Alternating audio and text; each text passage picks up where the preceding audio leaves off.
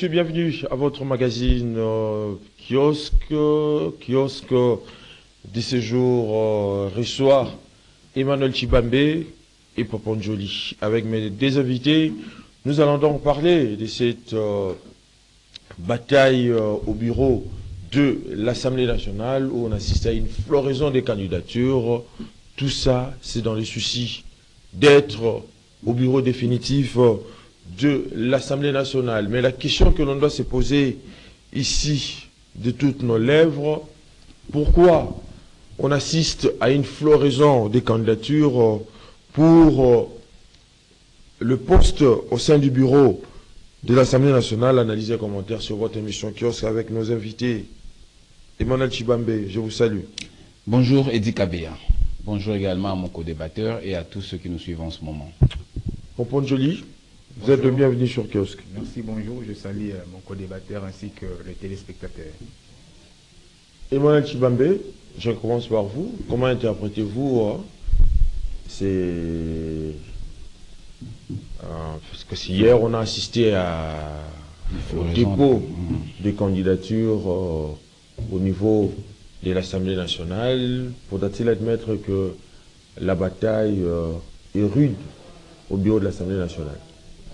Bien entendu, nous sommes en démocratie, comme vous avez l'air de constater qu'il y a hier dépôt des candidatures dans différents postes du bureau de l'Assemblée nationale. Nous avons assisté à une litanie de candidatures, comme vous l'avez dit. C'est ça la beauté de la démocratie. Je vois d'aucuns critiquent de façon subjective en disant que il y a une foultitude de candidatures dans chaque poste, tout ça, il aurait fallu qu'il y ait une seule. Moi, je pense que je m'inscris en faux, d'autant plus que nous avons tous voulu la démocratie. En démocratie, il faut laisser toutes les voix s'exprimer. Même si vous êtes favori dans un poste quelconque, mais compétir aussi avec d'autres, ça fait la beauté de la démocratie. Oui. Hein? Comme on dit en français, vaincre sans péril, c'est triompher vaincre sans péril, c'est triompher sans gloire. Donc il faut triompher avec gloire, ça veut dire que vous avez compéti avec X, Y, vous avez compéti avec Poponjoli, avec Dikabea et avec Consort, et à la fin vous êtes vainqueur. C'est comme ça aussi que les gens vont vous respecter en disant que voilà, un tel a eu à gagner les élections face à un autre candidat. Avoir une seule candidature, nous ne sommes plus à l'époque monolithique, à l'époque de l'État unitaire, qu'est-ce qu'on dit, à l'époque de la dictature, où il n'y avait qu'une seule voix qui primait. Les choses ont évolué. Félix Tshisekedi a importé de la démocratie au pays. Il n'y a plus le système monolithique. Ici, c'est tout le monde qui s'exprime. Mais lorsque tout le monde s'exprime, cela se fait tout en respectant les règles, la loi et les règles établies. Par exemple, chez nous à l'Union Sacrée, selon les règles, les lois, les règles établies au niveau de l'Assemblée nationale, il faut que le regroupement ou parti politique puisse apporter ou porter votre candidature au niveau acquis de droit. Oui. N'est-ce pas? Si vous n'êtes pas parrainé par ceci, ça veut dire que votre candidature, j'ose croire, hein, à moins que ma mémoire me trompe, si vous n'êtes pas porté par votre parti ou regroupement, je pense que votre candidature sera déclarée irrécevable. Mais il y a une certaine opinion, hein, parce que c'est là où également les bas blessent, qui estiment que depuis l'accession de la République démocratique du Congo à la souveraineté nationale et internationale, ce sont toujours les mêmes figures, les mêmes familles et les mêmes groupes qui se partagent hein, les ressources du pays, tels un butin de guerre. Par là, vous ne voyez pas que c'est le népotisme qui s'est ancré longtemps, qui empêche également les intelligences fraîches d'accéder à la gestion du pays pour booster ou changer les choses? Très belle question. Je voudrais répondre par deux volets. Oui. Vous avez tellement raison. Nous en avons eu l'occasion lors des élections. Nous sommes allés vers ce peuple pour dire, écoutez, nous sommes en train de nous lamenter, des claironnés ce sont les mêmes figures qui reviennent. Voilà, nous sommes venus, nous sommes des nouvelles figures. Donnez-nous la chance de voter pour.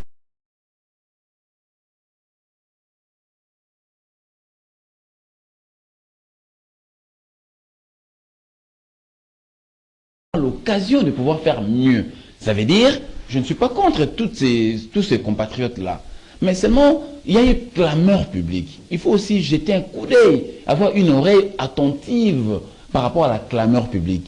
Nous leur avons dit, écoutez, depuis 60 jusqu'à présent, ce sont les mêmes dynasties, les mêmes familles, et qui ne font pas mieux, parce que nous nous lamentons tous les jours.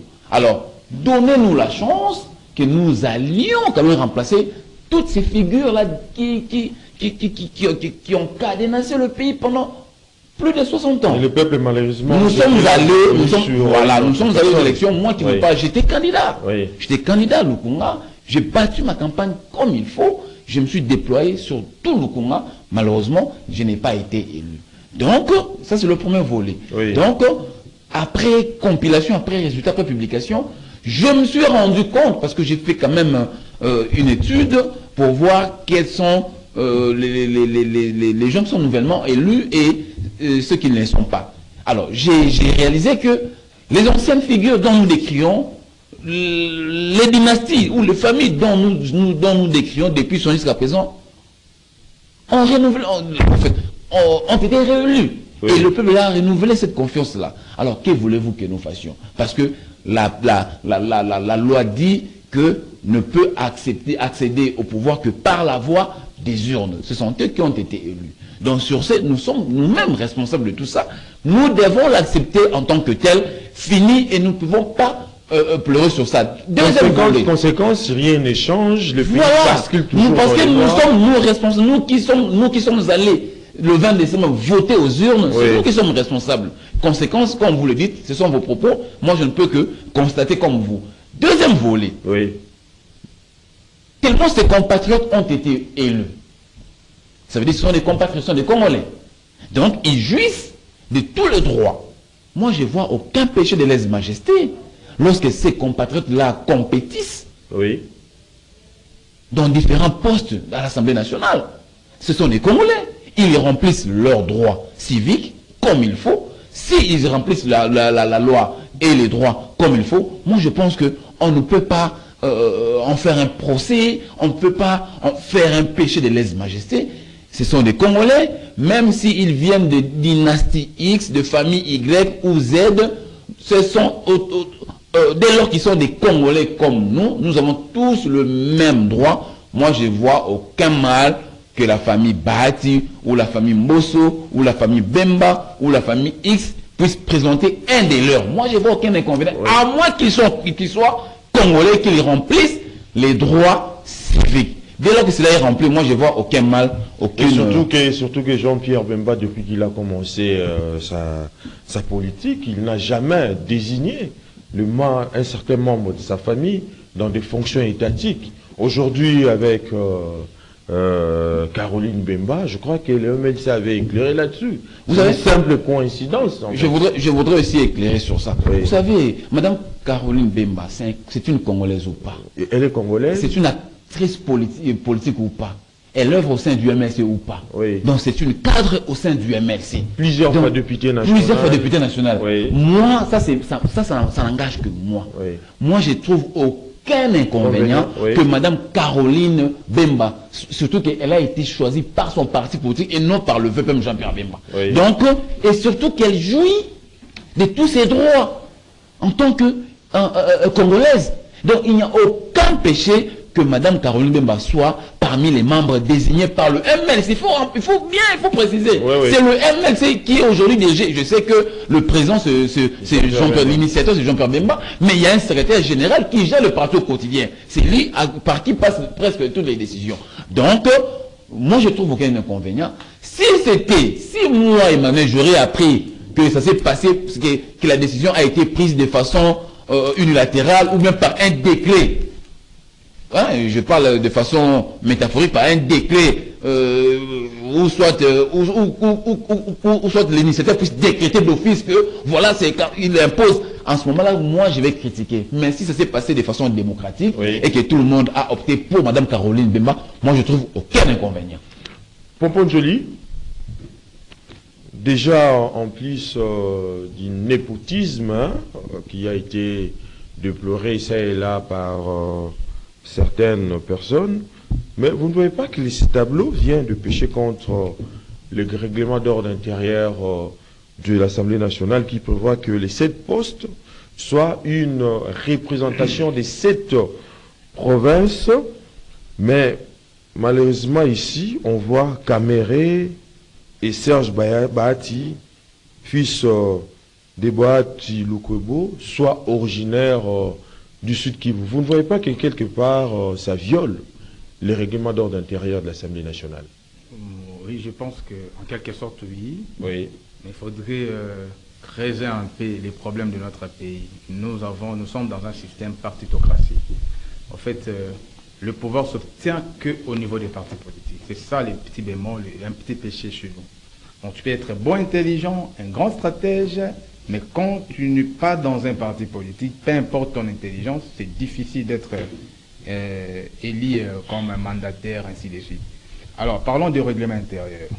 Règlement intérieur, le loi de la République a comme source la loi mère qui est la Constitution. Parce que lorsqu'il y a une procédure législative, des derniers remparts, c'est la Cour avant la signature ou la promulgation du président pour passer à la publicité. Et alors, la loi a la suprématie sur tout un peuple. Si l'article 25 du règlement intérieur vous dit, après l'adoption du règlement intérieur, les bureaux d'âge tient compte, plutôt le bureau définitif de l'Assemblée nationale tient compte de la représentation et de la femme. Mais lorsque vous voyez les 7 membres, parce que les bureaux de l'Assemblée nationale, il y a les présidents, les premiers vice-présidents, les rapporteurs adjoints, questeurs adjoints. Le seul poste réservé à l'opposition, c'est le questeur adjoint. Non, à l'opposition, c'est les rapporteurs adjoints. Plutôt rapporteur adjoint, merci. Oui. Ici, nous avons déjà Équateur qui est représenté à des têtes. Il y a moi, je parle des grands Équateurs. Il y a le professeur Anjoli et il y a Caroline Bemba. Nous avons le président de l'Assemblée nationale qui est Vital Kamere, un Bachi. Nous avons le fils de Bahati Lukwebo qui est Bachi. Déjà ça, c'est faire fâcher l'esprit de la Constitution. Parce que la Constitution nous parle de la représentation nationale. Même lorsqu'on constitue, lorsqu'on fait un gouvernement, on tient toujours compte de la représentation nationale. C'est constitutionnel. Alors, la question que moi je me pose, vous savez, la démocratie, surtout que c'est l'IDPS qui nous gère aujourd'hui. L'IDPS, c'est un parti démocratique depuis la nuit des temps. Vous avez vu même le matin primé de la proclamation par la CNI quand le président prêtait son serment. Il y a une chanson, c'était la population qui scandait. Papa Lobaki, les peuples d'abord.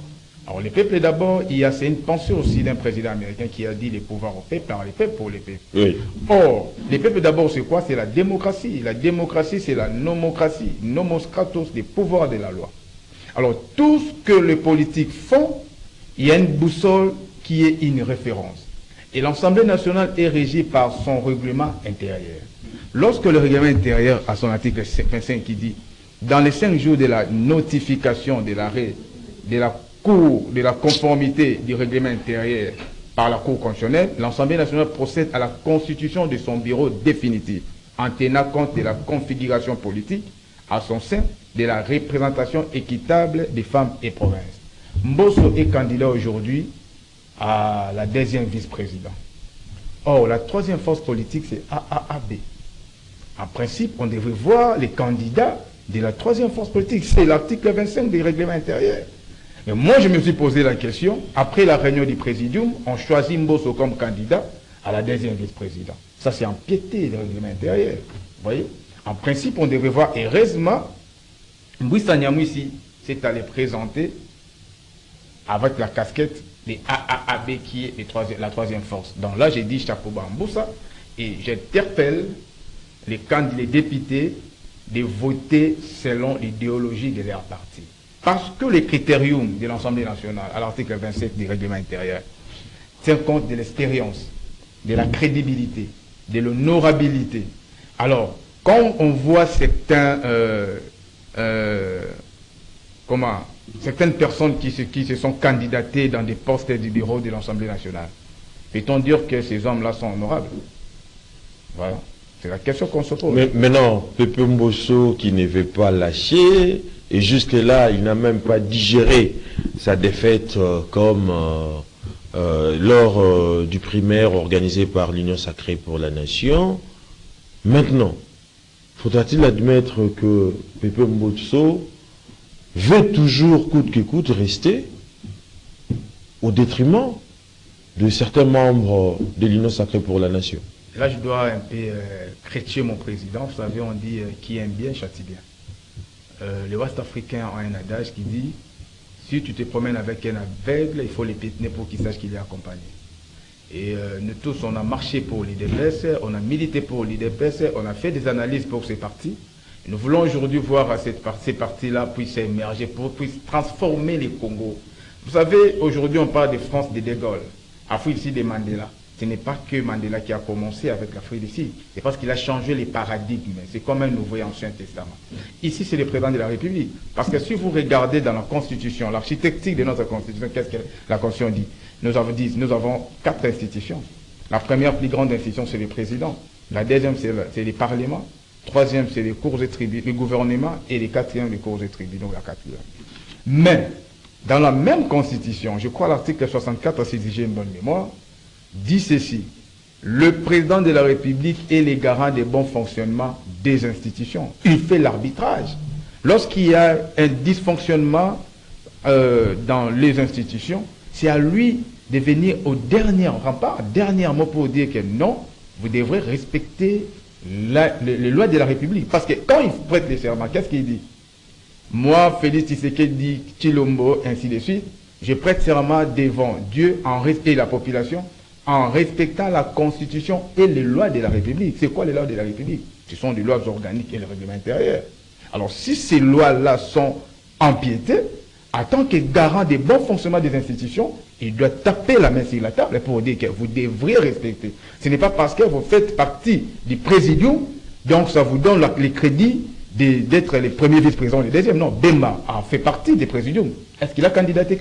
Donc, on n'aime pas les pays, on n'aide pas les pays en étant dans un système pour diriger. On peut aider les pays en étant d'ailleurs et orienter la vision. Donc, on doit quand même aider. Et surtout, la population doit être vigilante parce que ce qui se passe à l'Assemblée nationale, non, dans mon Yangote, c'est quand même une honte. John Kabessa. Un instant, Dikabi, avant que vous passiez la parole à John, je voudrais préciser, parce que beaucoup de gens font l'amalgame, hein, je voudrais ici éclairer. Vous savez, l'esprit de notre Constitution, lorsqu'on parle de la représentativité, oui, ça sous-entend toutes les 4 zones linguistiques soient représentées. Parce que nous sommes 453 tribus. C'est ça.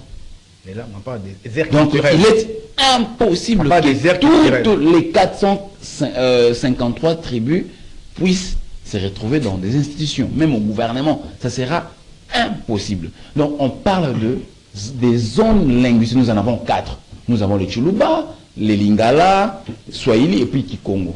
Si au niveau du Parlement, et qu'on constate ces 4 zones linguistiques sont représentées, si c'est là représenté, ça veut dire qu'on peut avoir même 2, parce qu'il y a 7 postes au niveau de l'Assemblée, du bureau de l'Assemblée nationale. Oui. Si on a 2 Bahachi, et qu'on a, je suppose, hein, je ne dis pas que c'est ça forcément, si on a 2 Bahachi, et qu'on a un Congo, et qu'on a un Moulouba, on a un Swahili. Moi, je pense que la représentée, elle est déjà constatée. Non, mais il faut qu'il y ait l'équilibre. Il n'y a pas d'équilibre.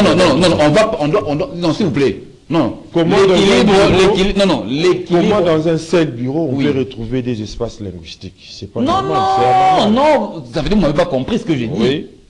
L'espace linguistique dont on parle, oui, on ne parle pas des tribus, on parle de la langue. C'est pas des tribus. C'est pas nécessairement.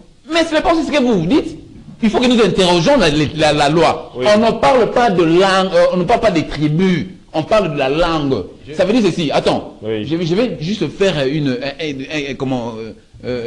une esquisse un peu plus rapidement. Par exemple, au bureau de l'Assemblée nationale, on a 7 postes. Si dans les 7 postes, on a déjà 4 zones linguistiques représentées, pour moi, on a déjà respecté l'espace linguistique. Oui. Donc, ça ne sera pas mauvais qu'on retrouve, par exemple, ça, je ne dis pas que c'est ça le cas. Ça, c'est moi qui réfléchis.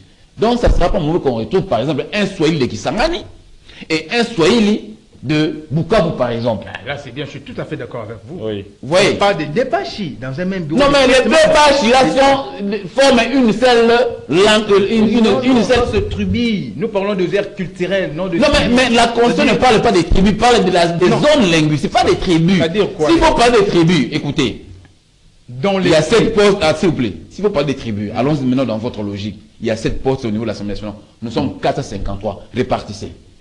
Donc on se retrouverait dans ce cercle vicieux.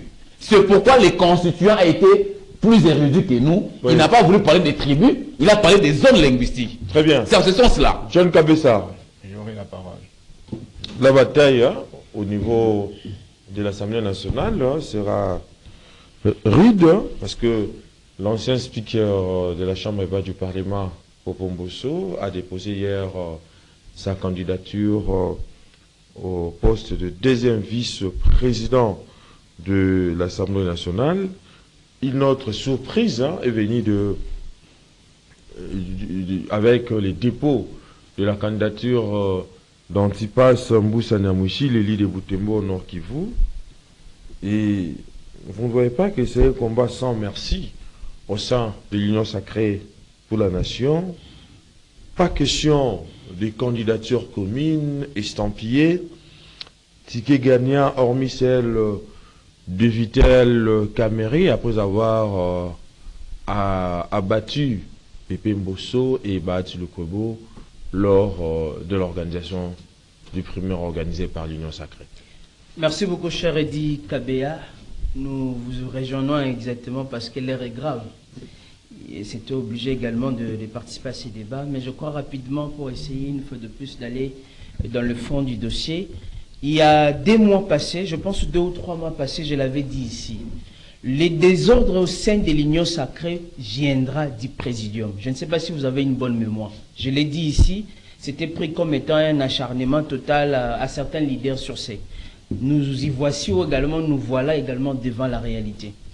Pour répondre rapidement à Emmanuel Chibombe, je l'ai dit ici, la répartition n'était ni équitable, ni conforme à la fois à la Constitution, mais également à ce qui était tenu par rapport à la zone, je ne parle pas linguistique, mais plutôt la répartition géopolitique.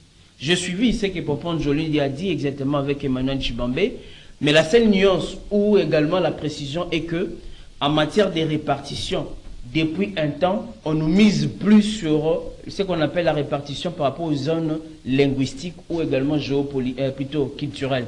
Mais plutôt, on parle de la répartition par rapport à la géopolitique.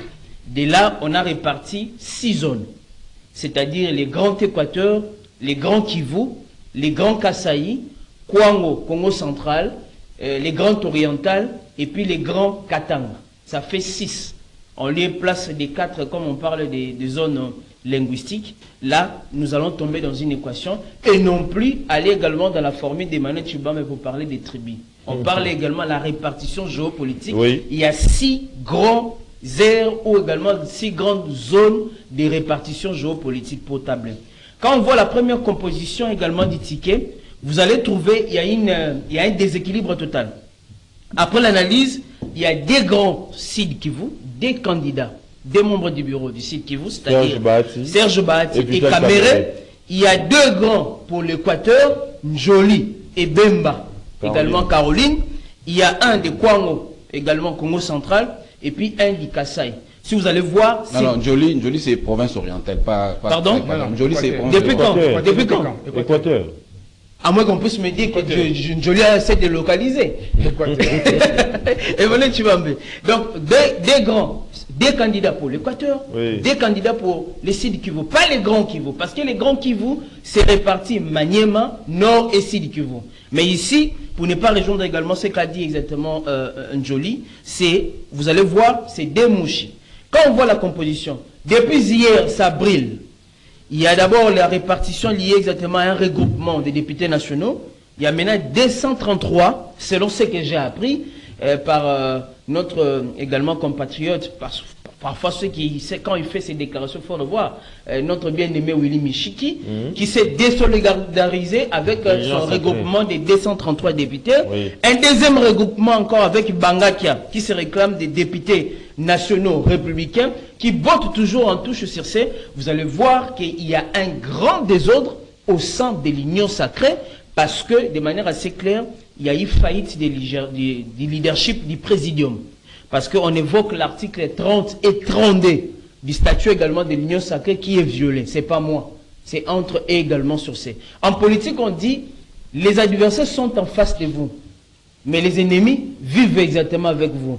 Si je veux aller également dans cette logique pour interpeller les chefs de l'État, le chef de l'État, conformément à l'article 69, est appelé à faire l'arbitrage. Je ne dis pas simplement réguler, mais faire l'arbitrage pour essayer de mettre fin à ces désordres. Est-ce qu'il faudra, à mon humble avis, qu'il y ait un Big Bang politique? La notion de Big Bang, c'est-à-dire qu'il faut faire éclater les choses pour mettre de l'ordre.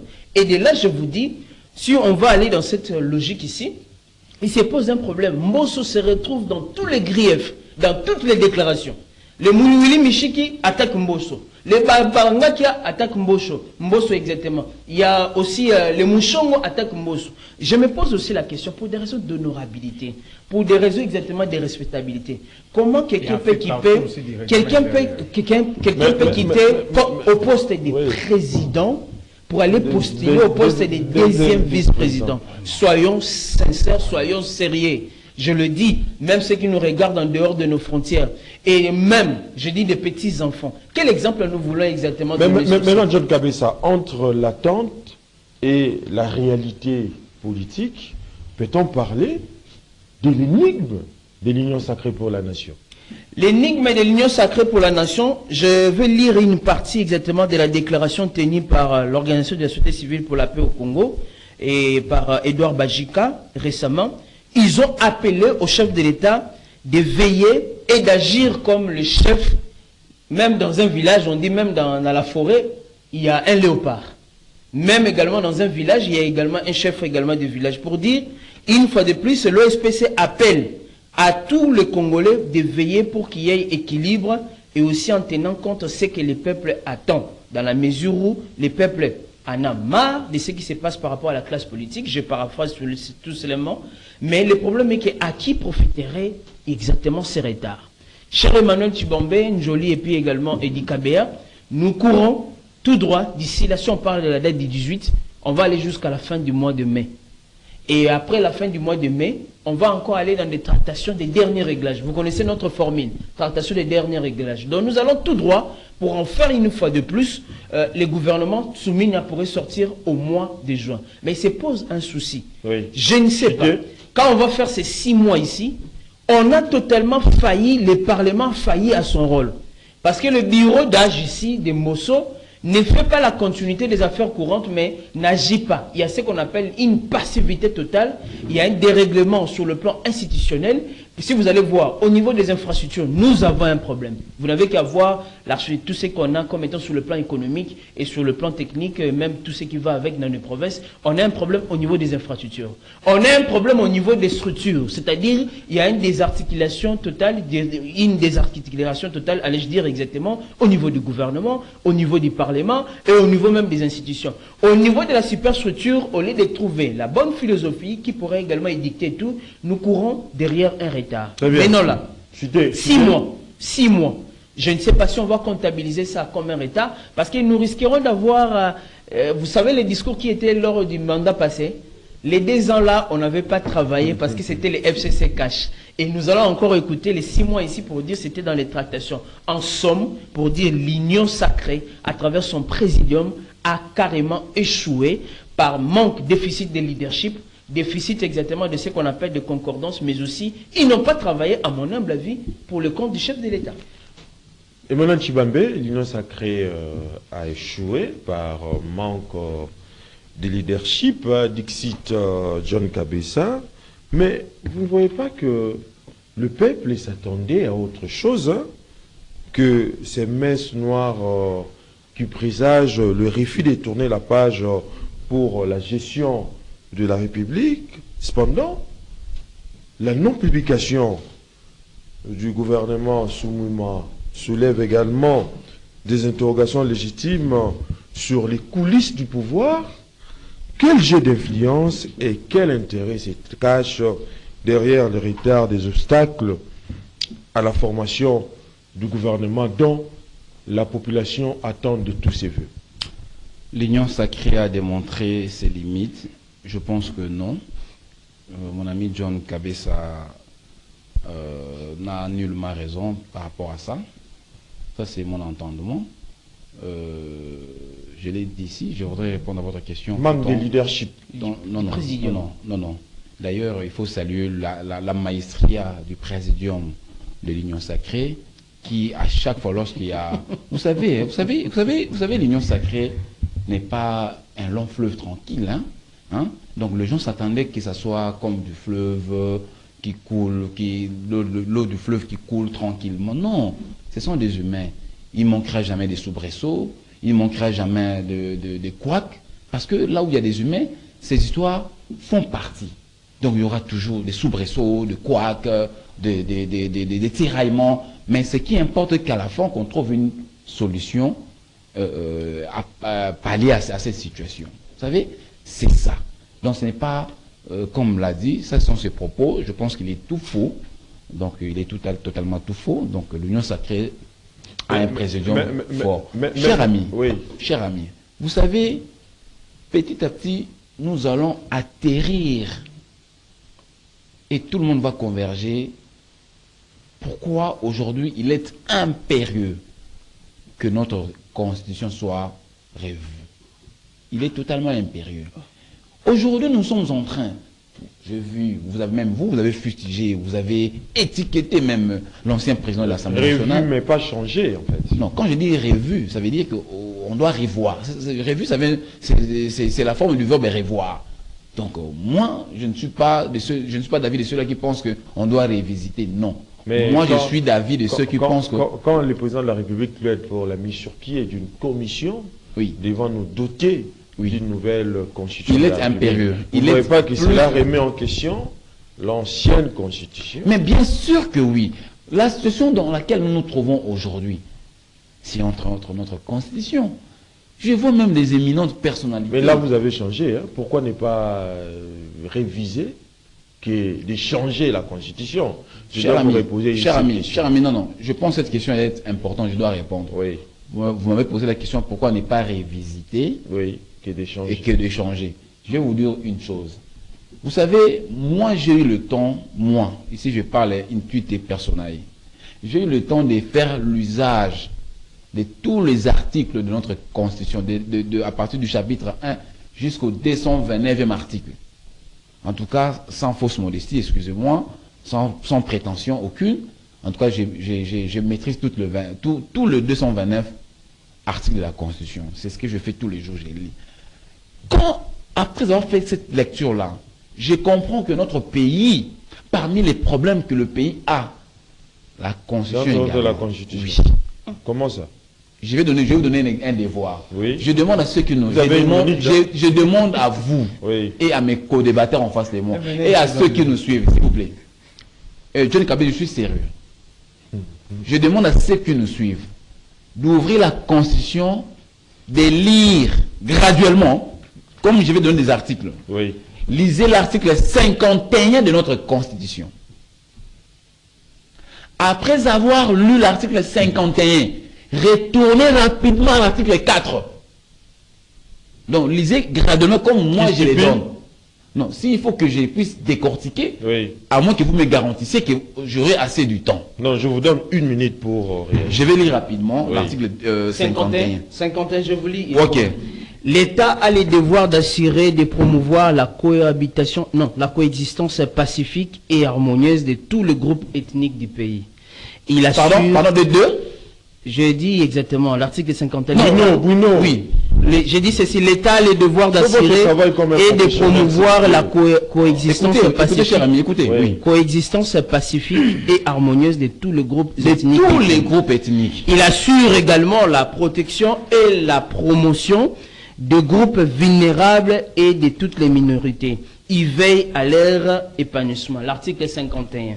Et l'article 4. Oui. L'article 4 nous dit ceci, de manière assez directe, rapidement, l'article 4, je retrouve, l'article 4 dit ceci, des nouvelles provinces et entités territoriales peuvent être créées par démembrement ou par regroupement, dans les conditions fixées par la loi, et par la Constitution et par la loi. Donc, point. Je ne sais pas. Attends. Il nous a lu l'article 51 qui nous a dit que l'État a le devoir de pouvoir de protéger tous les groupes ethniques. Oui. Et d'où vient le groupe minoritaire, tout ça vient d'où? Ça sort d'où? Or, nous avons tous appris à l'école que nous sommes 453 ethnies. Est-ce qu'on nous a appris à l'école qu'il y a des ethnies minoritaires ou majoritaires? Mais la s'il vous plaît, laissez-moi. Oui. Laissez-moi. C'est un piège à grandeur nature. Piège. Mais si vous... Nous avons... Attends, tu c'est vas très dire. important, laissez-moi Oui. chuter, pardon. Oui. Nous avons tous appris à l'école, primaire, secondaire, que toutes les ethnies sont égales. Il n'y a pas des ethnies minoritaires ni majoritaires. D'où ça vient que l'État a le pouvoir, tout consort. Lisez l'article 217. Et puis je vais chuter par là. 217. Mais vous avez... Je vais revenir à l'article 4. Vous avez épuisé vos minutes. Non, mais je vous avais dit, je vous avais prévenu que... Non, c'est très important. Je affiner ma réflexion. Mais là, mais je dois finir ma réflexion. Laissez-moi finir. J'ai fini. Non. Mais pourquoi vous m'avez cette question? Écoutez. Bon, je demande 30 secondes. Je demande aux compatriotes, je vous en supplie, je vous en prie, de lire la Constitution. Lisez l'article 51, révisez l'article 4 et puis 217. Vous verrez qu'il y a pas... J'ai plein d'articles, mais je n'ai énuméré ces trois-là. Pour dire ceci, pour maintenant répondre à votre question, vous avez parlé de la révisitation. Vous savez que dans notre Constitution, il y a certains articles qui sont intangibles. Mais si parmi les articles qui posent problème au pays, il y a des articles intangibles, comment allons-nous résoudre le problème? Si parmi les problèmes qui se posent au pays, et qu'on devait toucher aux articles intangibles, mais parce qu'il y a intangibilité dont on ne peut pas toucher, ça veut dire que ce problème va toujours persister et perdurer. D'où, moi Emmanuel, je ne suis pas pour la révisitation, comme vous le dites. Vous êtes pour moi, le changement. Moi, je suis totalement pour qu'on puisse changer du fond à fond, que nous puissions basculer à la 4e République. C'est très important. On a compris les soucis de l'IDPS. Non.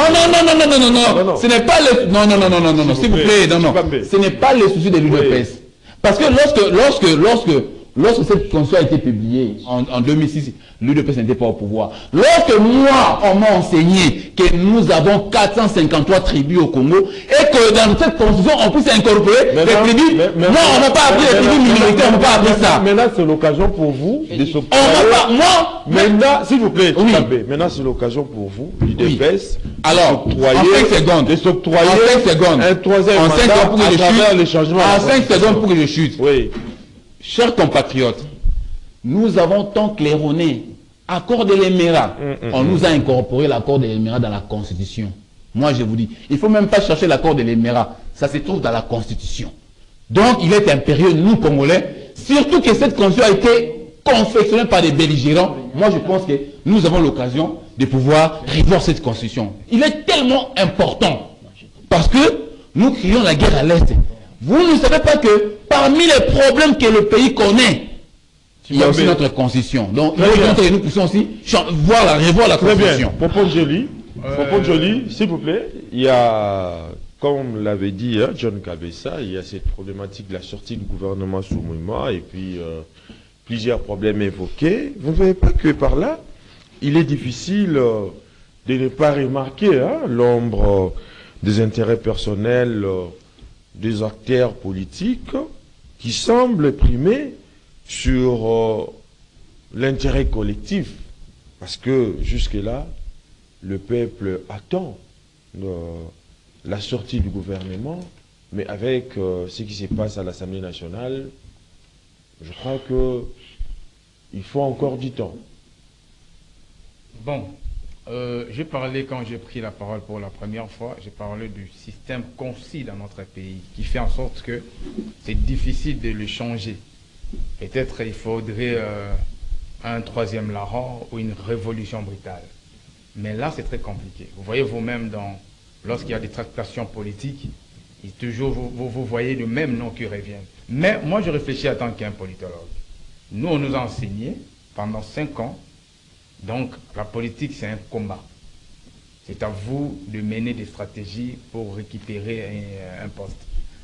Voir la famille Tshisekedi des 60 jusqu'à nos jours, famille Mobutu, ainsi de suite, ce n'est pas un péché en politique. Même aux États-Unis, on voit des familles qui ont perduré, qui ont resté là pendant une belle irrite. Donc, ici, les problèmes, comme Tshibambe l'a dit, moi, je ne les connais pas dans une émission, je les connais dans des riz, des Lukunga.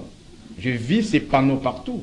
Et puis après un temps, je les vis dans des émissions. C'est quelqu'un qui a mouillé son maillot pour vendre quand même l'offre à la population. Malheureusement, si il a été élu, ou c'est la CNI ou la Cour, je ne sais pas. Mais sur le plan des terrains, je le vis sur le terrain, battre une campagne. Là, j'ai dit chapeau bas à lui. Mais le problème ici, c'est ça, le système. Mais le système ne fonctionne pas sans la population. En sciences politiques, nous appelons l'octogone du système politique. Vous voyez? C'est-à-dire qu'il y a 8 branches. On ne peut jamais parler d'un système sans les cours et tribunaux, sans la population, sans la société civile, sans les parlements, ainsi de suite. L'ensemble de ces éléments en interaction qui forment un système. Lorsque vous enlevez un élément, le système change du nom. Mais attention, attention avec la société civile dont prône souvent John Kabessa, qui a perdu sa neutralité. On retrouve ceux de la société civile qui sont proches de l'opposition, mais également proches de la majorité. La pauvreté aussi. Chose qui n'est pas bonne. La pauvreté aussi. C'est-à-dire que certains d'entre nous, nous craignons des as belgistes parce qu'on n'a rien. Il manque de travail, vous voyez. Donc, lorsque vous êtes devant un politique qui a beaucoup de moyens, il peut vous dérailler, vous voyez. Le nerf de la guerre, c'est l'argent. Lorsque vous manquez l'argent, c'est très compliqué, c'est trop difficile d'asseoir votre pensée. Mais parlons maintenant de la révision constitutionnelle. Je peux critiquer ça un peu. Une minute. Vous savez, la société, elle est évolutive. De la même manière avec l'homme. Si Autralio Moro s'est posé question, Edi Kabea d'hier, de 2020, Edi Kabea d'aujourd'hui, la réflexion change. Hein. C'est-à-dire c'est comme ça. Alors, les textes que nous votons au niveau de nos structures Assemblée nationale, les textes doivent rimer avec des réalités socio-culturelles d'un pays. Si ça ne rime pas, c'est difficile, il y a une adéquation. Parce que dans les textes, il y a l'aspect spirituel. En sciences politiques, nous définissons l'État avec 3 éléments désignés par excellence. Il y a l'argent, plutôt, il y a les autochtones, il y a les étrangers et les morts. On ne peut jamais définir un État, une nation sans les morts. Parce que nous construisons sur eux, nous marchons sur eux, tout ce que nous faisons sur eux. Ce sont des morts qui se sont bâtis pour une société et ces morts-là ont besoin de voir la société évoluer. La Constitution, comment on vote une Constitution? Une procédure législative. Ce sont des députés élus qui ont reçu mandat d'un peuple, n'est-ce pas? Mais la nôtre, c'était une Constitution votée par des députés votés. N'est-ce pas? Ce sont des députés des belligérants, de différents groupes rebelles qui se sont conglomérés pour nous donner un nouveau pacte qui ne rimait pas avec la réalité. Prenons l'article 217, comme a dit mon co-débatteur. Ici, nous parlons des tribus, mais dans l'article, on nous parle des communautés. L'RDC, le concept est là, vous savez, en relation internationale. On n'a pas appris les communautés. Vous savez, en politique, le mot a leur sens. Hein? Lorsqu'on vous dit communauté, ça vient d'où? C'est pour vous insérer des peuples qui n'ont même pas lien avec les RDC. Et lorsque vous lisez cet article, c'est-à-dire que la RDC peut céder une partie de sa souveraineté. Voilà. Comme toi. Je viens chez vous plutôt, excuse-moi. Parce qu'au nom d'une règle plutôt. Donc, c'est-à-dire que pour vous, cela constitue un pivot d'échanger ou de modifier la Constitution. Et la modification et les changements. C'est vrai, il y a certains articles qui riment avec nos réalités, mais aussi pour chuter. Oui. Vous savez que l'IDPS est restée cohérente. Lorsqu'on allait voter la Constitution en 2005, il fallait passer par référendum. Quel était le parti qui nous a dit non, il ne faut pas aller voter? C'était l'IDPS. C'est un piège. Il était dit à son temps, l'IDPS a dit attention avec cette constitution. Il y a des pièges. Vous savez, l'IDPS à son temps, c'était qui? C'était Papa Étienne. Papa Étienne, vous le savez. Si on doit scripter, on doit faire une analyse par rapport à son pédigré. Il est immense. Vous savez, un politique, la grandeur d'un opérateur politique. Maintenant, c'est l'occasion pour les DPS de rejeter en bloc. Je ne sais pas que c'est dans sa vision depuis la la naissance de la Constitution. Oui. La grandeur d'un opérateur politique ne réside pas seulement à la capacité cognitive, mais à la capacité d'avoir une information. Très bien. Papa Étienne avait une information sur cette Constitution qui nous a vraiment beaucoup, qu'est-ce que j'en ai dit, freiné le long du développement. Je crois aujourd'hui l'IDPS est au pouvoir. Changement de Constitution, et ça reste dans la pensée philosophique de ces partis. John Kabessa, vous avez suivi Emmanuel Tshibambe, membre de l'Union pour la démocratie et le progrès social, c'est un parti politique qui a milité pour l'avènement de la démocratie dans notre pays. Mais malheureusement, on voit dans les chefs de certains membres de l'IDP cette culture politique axée sur la préservation des intérêts individuels au détriment du bien collectif, qui souligne en même temps un défi majeur pour la démocratie congolaise. Vous ne voyez pas que l'occupation des pans entiers de nos territoires par les armées étrangères ne semble même pas persuader Emmanuel Tshibambe et modifier la cadence de la lanterne qui s'impose au pays au lieu d'envisager carrément les changements de la Constitution. Merci beaucoup, cher Edi Kabea. Je voulais d'abord dire que c'est la soir également Joyi Pompon Joly et Edi Kabea au moins, étant que journaliste, nous faisons tous partie de la société civile. Par opposition d'Emmanuel Tshibambe qui est également de ce qu'on appelle des microcosmes. Là, c'est une réplique. Non, une réplique. Vous n'avez pas digéré ce que j'ai il faut réguler. C'est de là au moins la raison, je dis. La société civile a perdu son rôle en République démocratique du Congo. Et de là, on trouve des sociétés civiles, des branches inféodées. Oui. La raison pour laquelle il fallait militer, mettre sur pied une nouvelle plateforme qu'on appelle une fois de plus l'OSPC, l'Organisation de la société civile pour la paix au Congo. On a compris que le peuple ou la société civile ne joue plus son rôle comme gardienne, également comme surveillant pour faire les contrôles citoyens face à la corruption, à la concussion, aux injustices et même parmi les leitmotifs ou les moyens exactement les objectifs de l'OSP, c'est la défense de l'intégrité du territoire national, mais aussi de la souveraineté nationale. Ça revient maintenant pour rejoindre votre question. Oui. Le pays est menacé. Que font actuellement les membres de la société civile face également à un spectacle désolant sur ces? Je lis la déclaration. Face à la corruption, sous très bien l'œil important de ce qui était censé normaliser la déclaration ou la vie publique, les corrupteurs et les corrompus ont malheureusement l'avenir de tout un peuple entre leurs mains. C'est du spectacle désolant, mais les conséquences sont réelles. C'est-à-dire quoi une fois de plus? Ça, c'est la déclaration lue par Edouard Bajika sur ces. Pour dire ceci, contrairement à ce que soulève exactement et dit Emmanuel Tshibambe, c'est des bons droits qu'on puisse réclamer la révision de la Constitution ou soit les changements. Mais je le dis, entre les révisionnistes et les changements tantistes, si je pourrais dire, on crée juste les termes pour dire quel est l'intérêt du peuple, où se trouve actuellement là les peuples. Contrairement à ce qu'a dit une fois de plus Emmanuel Tshibambe, il a lu, mais il faut lire l'esprit exactement de la Constitution. Je demanderai une émission très élaborée avec Emmanuel Tshibambe pour éclairer la population, pour bien expliquer la motivation. On n'est pas contre les changements, mais la vraie motivation, ou les vraies motivations. Si on dit il y a des articles 51, 52, ainsi de suite qui pourraient dire, il y a les mécanismes, les dispositions transitoires sont là. On peut réviser pour normaliser les choses. Même les titres du droit comparé les dit exactement. On normalise au lieu de changer. Parce que quand on change, l'autre qui viendra aussi viendra changer sur ces. À titre exactement des conclusions, d'une manière ou d'une autre, je voulais juste dire ceci. Nous sommes face à un danger. Nous sommes face à un danger.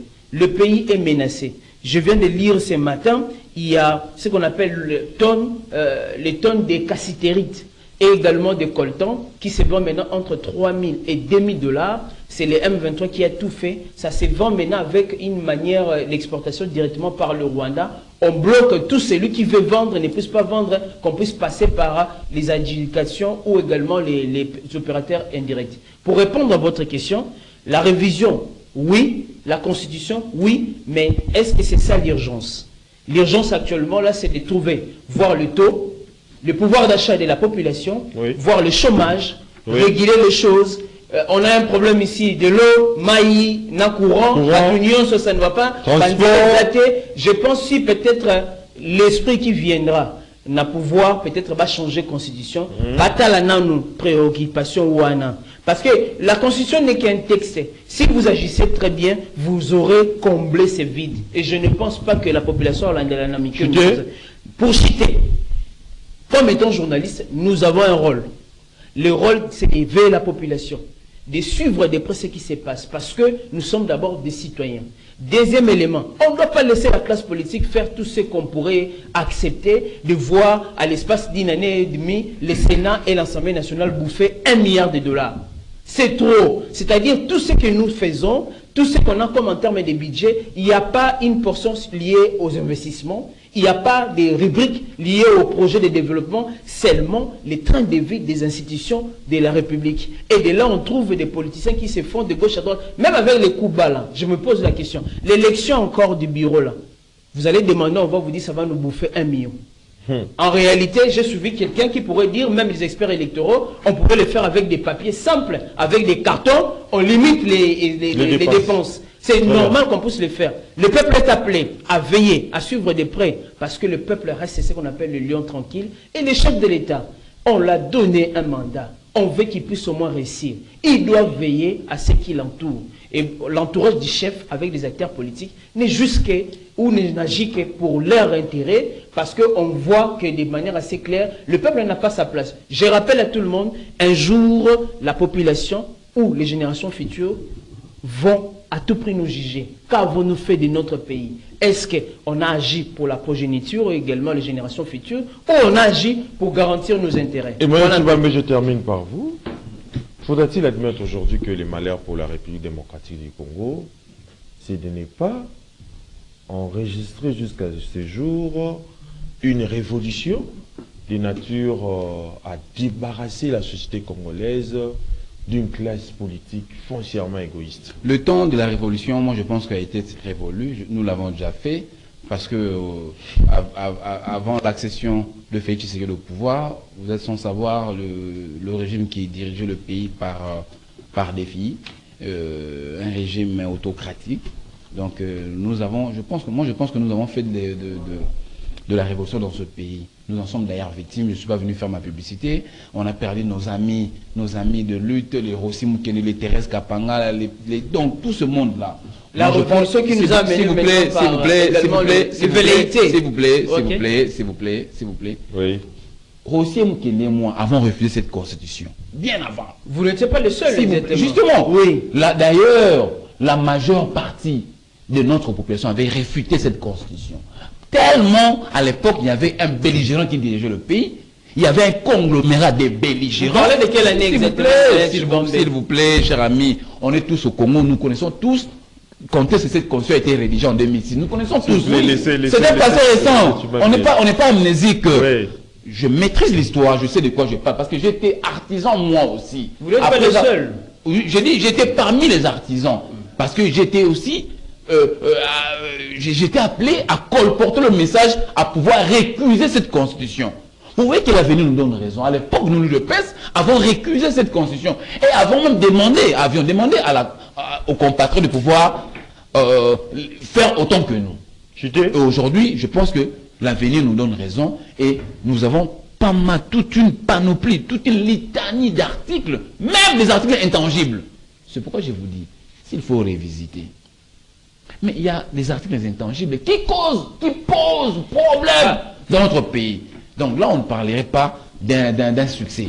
Très bien. Il serait impérieux, en le place de révisiter. Il faut changer. Nous devons Nous devons remplacer le verbe révisiter Avant de par le verbe changer, il serait changer. mieux qu'on bien. organise un débat national c'est la fin, qui c'est la va... fin. Il n'y a pas de souci. C'est la raison. Nous serons là en train d'expliquer à la population. Un débat Il national. faut faire même le Un tour débat sérieux. de la République. Nous le ferons pour Ce expliquer n'est pas la classe même à l'interne. La classe politique ne doit pas décider de l'avenir du pays. Un débat national, exactement. Mais il y avait des libéraux qui avaient décidé pour nous incorporer même la